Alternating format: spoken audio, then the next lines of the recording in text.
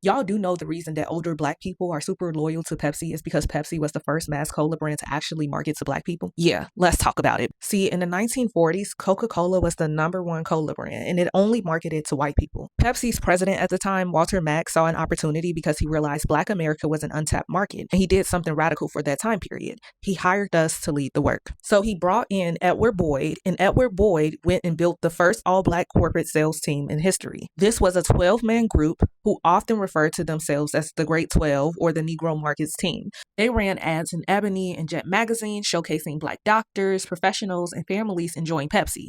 They brought in real representation at a time when the only images of us in mainstream marketing were from brands like Aunt Jemima. And everything they did worked because by the 1950s, Pepsi had overtaken Coke in the Black community, selling more soda to us than any other brand in the country. Essentially, Pepsi became the cool progressive brand while Coke stayed America's drink. But best believe Coke wasn't going to stay in second place forever. In 1951, they hired Moss Kendrix, who was a brilliant Black public relations executive. He understood the power of cultural connection. He told Coke, you can't call yourself an American icon if you're ignoring a massive part of the American public. So when he got hired by Coca-Cola, he shifted their image by bringing in Jackie Robinson, turning Coke from generic to aspirational. And this is what I mean when I say representation isn't just a campaign. It should be built into every brand's ecosystem, especially for brands that aren't culturally specific. And both Pepsi and Coca-Cola learned that you can't market to a community that you've never invested in. This is where a lot of y'all founders mess up. Y'all focus so heavily on visibility and aesthetics, but forget that real wealth and longevity comes from representation. If you don't invest in representation and diversity in your team, your marketing, and your leadership,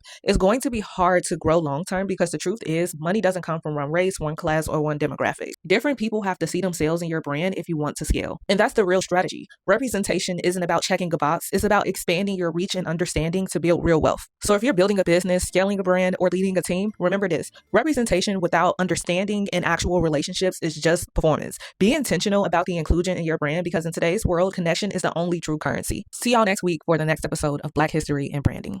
Follow me. Bye.